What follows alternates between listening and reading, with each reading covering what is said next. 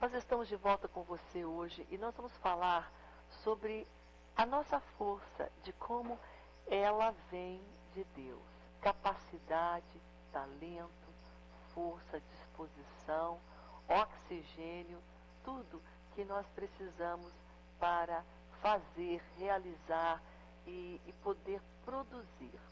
Eu vou usar aqui hoje como exemplo a vida de um homem na Bíblia que foi muito ousado e também muito disponível para Deus usar a vida dele. O nome dele é Paulo.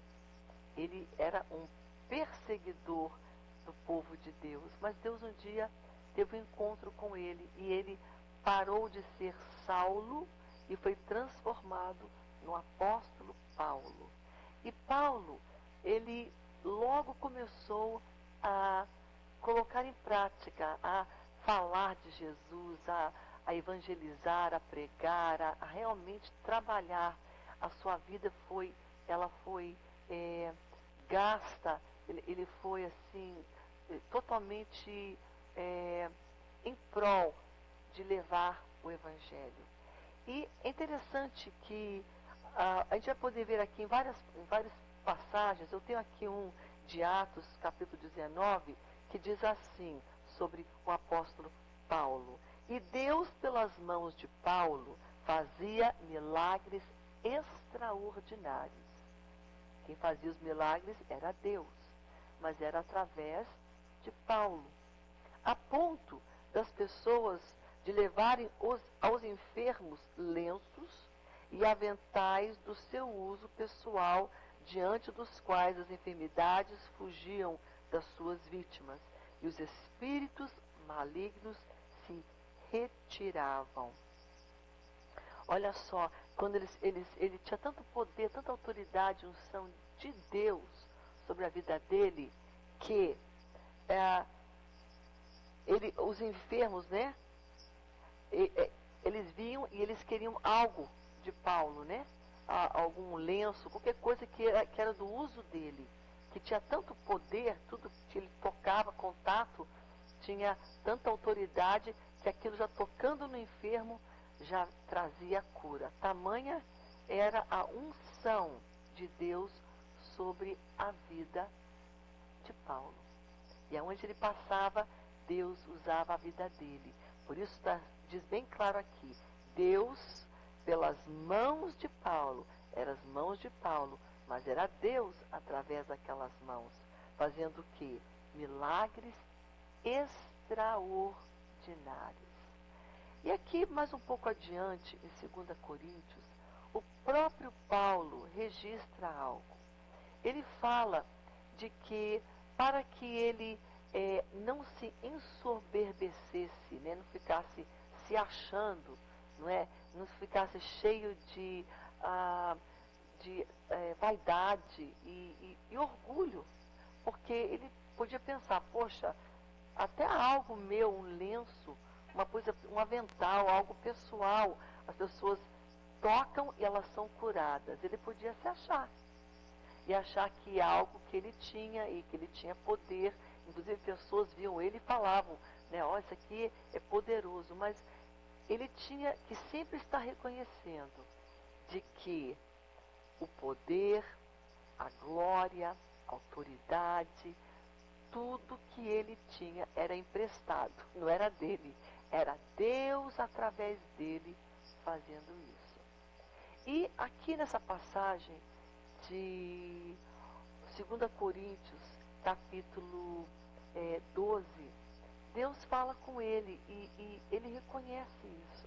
Quando ele começa a ter visões, e ele fala aqui que ele foi arrebatado, ele dormiu, e daquele sono ele já foi, como se fosse levado a um lugar onde ele pôde contemplar coisas que ele diz inefáveis, que ninguém nunca tinha visto antes, que coisas que são além, que a gente podia dizer extraterrestre, né? Fora desse mundo, claro, dos céus, né? Então, fora dessa realidade nossa, coisas que ninguém tinha visto antes. E foi permitido ao apóstolo Paulo ver essas coisas. Foi permitido ao apóstolo Paulo experimentar essa dimensão da glória de Deus, de poder ver com os olhos dele, de contemplar maravilhas no mundo espiritual de Deus, coisas que só Deus permitiu que ele visse. Mas, como ele é um homem carnal, normal, de carne, como você e eu, nós somos carne. E a nossa natureza carnal nunca vai deixar de ser carnal até o dia que a gente morrer, for para o céu, né, se tivermos Jesus na nossa vida, e aí ele vai nos dar um novo corpo, uma nova essência. Mas até aquele dia, nós lutamos contra a nossa carne. Nós lutamos contra o orgulho, nós lutamos contra a vaidade, nós lutamos contra a soberba, que é o orgulho, nós lutamos contra a mentira, contra a sensualidade, contra a nossa carne. Todos nós. Não tem ninguém melhor do que ninguém. Não é porque tem o título, é uma pastora, é um pastor. Sim, somos chamados, escolhidos por Deus para uma missão, como Paulo era escolhido. Paulo era um apóstolo. Mas isso não queria dizer que ele estava isento de ser um homem. E claro, ele diz aqui de que essas revelações eram tão tremendas na vida dele, e tudo junto com toda aquela unção que ele já tinha de operar milagres, de fazer tantas coisas, aquilo corria o risco de ele ficar orgulhoso e achar, olha só o que eu faço, olha só o que o meu ministério está fazendo, olha só o que as minhas mensagens e a minha vida de oração, e eu estou aqui, e olha o resultado de tudo isso. Então a Bíblia diz, bem claro, a palavra do Senhor, aqui diz assim, olha só, aqui no versículo 7, para que eu não me ensoberbecesse, para que eu não me gloriasse, para que eu não me achasse com a grandeza de tudo que Deus tinha me revelado, das revelações. Quem está dizendo isso é o apóstolo Paulo. Ele está falando isso. Ele escreve 2 Coríntios, ele é autor dessa epístola, dessa carta. E ele fala, para que isso não me chegasse à cabeça, foi-me posto um espinho na carne, um mensageiro de Satanás, algo ruim. Porque se é mensageiro de Satanás é porque é um espinho mesmo. A gente não sabe se é uma enfermidade, se é uma dor, se é um defeito, se é uma coisa que limitava ele. Podia ser algo na vista dele, não é? Na pele dele, no corpo dele, quem sabe na alma dele. Mas era um espinho. E ele não gostava não, porque ele dizia que esse espinho era um emissário ele diz aqui, um emissário de Satanás, do diabo.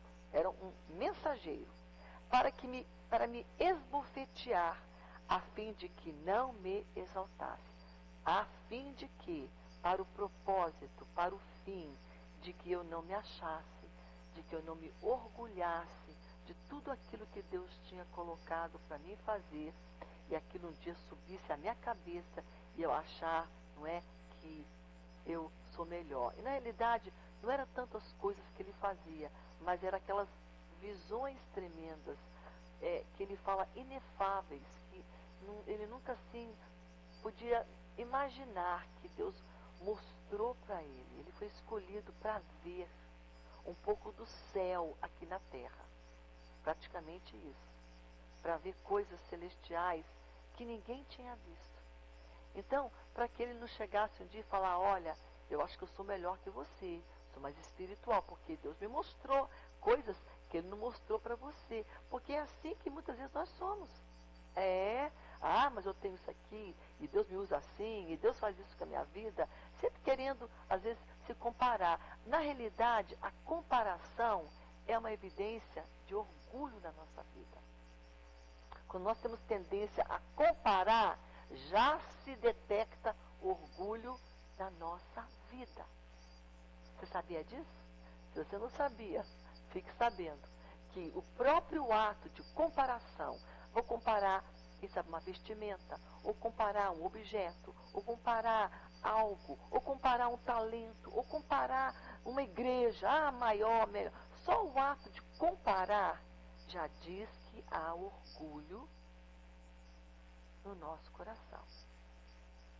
Comparação.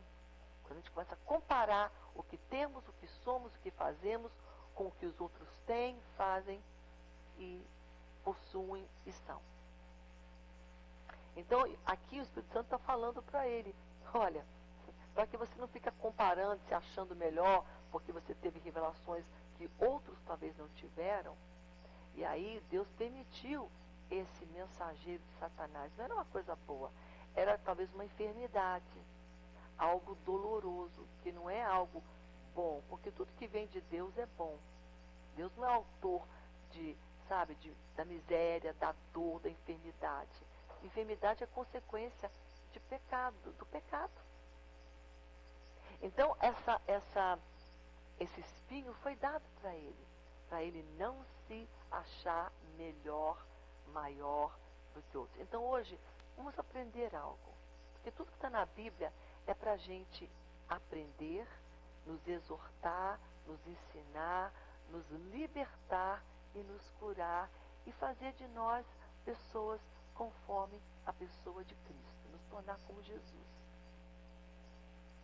Entendemos então, se há uma atitude de comparação, a gente olha e quer comparar com os outros, já estamos entendendo que já detectamos algo que a gente pensa não ter. E muitas vezes as pessoas se enganam. O pecado é altamente enganoso. O orgulho é um pecado. E quando a gente possui ele, a gente é enganado. Porque o pecado nos veste com uma capa de pensar, não, eu não tenho isso não. Uma vez eu falei com uma pessoa, e essa pessoa falou assim, não, eu não tenho orgulho não. Não, eu não luto contra isso. Eu pensei, de que planeta vem essa pessoa? Porque se ela tem uma carne, se ela for uma pessoa como todos nós, ela vai lutar contra o orgulho, vai lutar contra a carne, vai lutar contra a vaidade, vai lutar contra a sensualidade, a mentira. E ela tem Cristo, todos nós temos, eu tenho. Mas é uma luta que ainda ele me ajuda, me fortalece, mas eu estou ainda aqui neste mundo e nesta carne. Você tem que me revestir de Deus, da palavra dele, do poder dele para vencer. E aqui, Paulo foi dado um pouco mais do que foi dado a nós.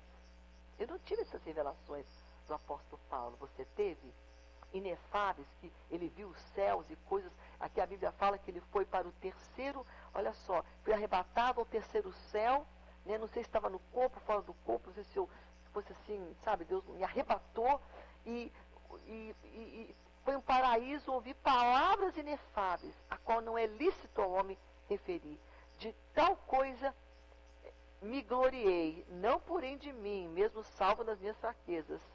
Pois se vier a gloriar-me, não serei nécio, porque direi a verdade, mas abstendo-me para que ninguém se procure comigo mais do que em mim vê ou a mim ouve. Ele falou assim, olha, isso aí é demais para mim. Não é? Eu não sou merecedor disso. E para que eu não me achasse, Deus permitiu isso na minha vida. Hoje, Deus está permitindo situações nas nossas vidas. E muitas vezes a gente atribui tudo de ruim que acontece ao diabo. Olha só o que o inimigo está deixando acontecer, fazendo acontecer, né, querendo atacar meu casamento, meu lar, meus filhos, minha integridade, o ministério, algumas finanças, e nós sempre estamos colocando a culpa nele. Mas a verdade é que Deus permite sofrimento, permite adversidade, permite até o inimigo fazer alguma coisa contra nós. Nada é feito na nossa vida contra nós se Deus não permitir. Aliás, nada que está acontecendo conosco, nada acontece que primeiro não tenha passado pelas mãos de Deus. Aqui está as mãos de Deus. E ele vai permitir, porque passou pela mão dele, ele permite acontecer na minha vida e na tua vida. Isso aqui que aconteceu com Paulo era permissão de Deus sobre a vida dele. Deus estava permitindo esse espinho, essa dor, essa afronta. E hoje nós temos que entender que não é tudo que acontece que é negativo. Deus permite situações negativas, dor, afronta, desonra, necessidades, tribulações, quer seja na área financeira, na área emocional, na área da tua saúde. Deus permite essas coisas para que nós venhamos entender que nós somos limitados, de que a força que nós temos vem de Deus, de que nós não somos nada. Então não é tudo atribuído, tudo é a culpa do diabo. Não, muitas vezes é Deus permitindo, é Deus fazendo, é Deus nos ensinando, é Deus nos forjando, é Deus nos capacitando, é Deus nos moldando, trabalhando a nossa vida. E essas coisas são permitidas para que elas promovem o nosso crescimento, promovem a nossa fé em Deus, promove a gente chegar mais perto de Deus.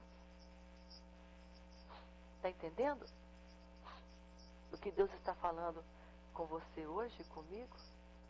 Isso aqui promoveu Paulo a baixar um pouco a crista.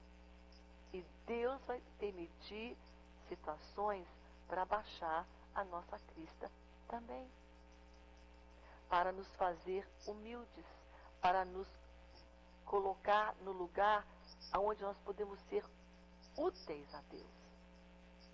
O orgulho, ele é perigoso, porque ele não permite a minha utilidade total nas mãos de Deus. Eu começo a achar que eu sou responsável por aquele talento, que eu sou responsável por aquele ministério, pelo crescimento dele, que eu sou responsável pela todos os bens que eu possuo. Olha só o que eu comprei, o que eu fiz, sim, Deus te deu esse trabalho, esse emprego, mas é Ele que te deu a força e a capacidade. Então a gente começa a se orgulhar com coisas e posses e posição e bens e capacidade, talentos, tudo que a gente faz, promove, tem, a gente começa a querer pegar um pouco da glória para nós. E aí quando Deus quer usar a gente e que a glória toda seja para Ele, fica difícil, porque Ele roubou um pouco para nós. É o meu programa. Não é meu. Não é, nada aqui é meu. O ministério não é meu, nem a minha vida é minha. Ela pertence a Deus. Então temos que ter cuidado quando há atitudes de comparação, quando há atitudes de achar que eu tenho mais. Olha que Deus me fez, Deus me mostrou, sabe? Deus, eu tenho mais intimidade. Em outras palavras, a pessoa está falando, eu sou mais íntima do que você, de Deus. A gente tem que ter cuidado de se comparar, porque isso tem base no orgulho. E Deus queria Paulo útil no ministério, queria que Paulo trouxesse muita glória para o reino. Mas se Paulo tomasse um pouco a glória para si mesmo, iria defasar o ministério, a utilidade dele nas mãos de Deus. Você está entendendo hoje o que o Espírito Santo está falando com você e comigo? De que Deus permite afrontas, circunstâncias adversas, espinhos na nossa carne. Esses espinhos podem ser pessoas. Você não sabe se esse espinho era, não vou dizer que era a esposa dele, né, o parente, não vamos falar isso. Mas pode ser uma pessoa que atormentasse. Mas eu creio que não. Eu creio que esse espinho aqui, talvez era algo nele mesmo, assim, na saúde dele, na carne dele, né, na vida que ele sentia todo dia aquilo. E ele pediu para Deus, 3 vezes, Senhor, tira isso, eu não quero. Senhor, tira isso me atrapalha. Senhor, mas Deus não tirou. Olha o que diz aqui a palavra de Deus. Para que não me ensoberbecesse, foi-me dado isso. Por causa disso, 3 vezes eu pedi ao Senhor que se afastasse de mim isso. Então ele me disse, Paulo, a minha graça te basta. O que você precisa é uma boa dose da minha graça. Ela é suficiente para você. É isso que ele diz para Raquel hoje, para você hoje. Ele diz, olha, você quer mudar circunstância, você quer mudar coisas, você quer mudar pessoas, você quer mudar tudo para adequar e te trazer felicidade, trazer bem-estar e você ficar numa boa. Você quer que acabe todas as tempestades e todos os males. E Deus fala, não é por aí. No meio de tudo isso, eu vou te dar condições, porque a minha graça é maior. Então, a minha graça, ele diz para mim e para você, ela é suficiente, ela te basta. É isso que significa, a minha graça te basta. Basta, é suficiente, é só isso que a gente precisa. Porque o poder que eu tenho sobre a tua vida, Paulo, ele se aperfeiçoa na fraqueza. De boa vontade, pois, Paulo diz, mais me gloriarei nas fraquezas, para que sobre mim repouse o poder de Cristo.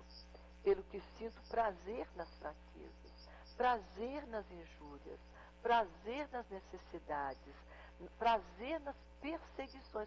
Olha aqui os momentos que Paulo está falando, que ele sente a força de Deus, que basta para ele a graça de Deus, que ele sente até prazer. Você pode se identificar? Fraquezas, injúrias, necessidades de todo tipo, financeiro, necessidade de vestimenta, de coisas, injúrias, fraquezas, nas perseguições e nas angústias. Quem não passa por isso? Fraquezas, perseguições, angústias, todos nós. E aqui ele fala, por amor de Cristo eu faço tudo isso, porque quando eu sou fraco, então é que eu entendo que eu sou forte. Porque aí, quando eu sou fraco, Deus pode mostrar quem Ele é na minha vida. Essa palavra hoje cai como uma luva na minha vida. Eu preciso dela hoje. E se você precisa dela hoje também, Deus está falando com você. Ele está dizendo que Ele permite e que Ele está no total controle da nossa vida. Quando as coisas começam a desandar, a gente acha, Deus saiu. Deus saiu. Deus está longe, Deus está distante, Deus não sei o que mais, Deus não gosta de mim. Não. Deus está no total controle até de situações caóticas, que para você é uma desgraça, é horrível, é difícil, você não entende, você reclama. Deus está no controle. Aqui, Deus estava no controle. E Paulo pôde entender que quando ele não tinha força, quando ele não tinha aquela capacidade que ele queria, quando ele faltava, ele podia saber que ele podia contar com a graça, a força de Deus, que tudo ele podia fazer. Aliás, ele diz isso também em Filipenses capítulo 4, no versículo 13, posso todas as coisas. Eu posso passar necessidade ou ter muito. Eu posso passar escassez, até ficar angustiado, posso passar pelo vale, posso andar até em lugares bons, na casa dos reis, comer bem, ou passar nesse... Eu posso todas as coisas, porque Ele me fortalece. Ele me dá condições para poder viver. E é isso que Deus quer para nós hoje. Sabe o que Deus quer para nós?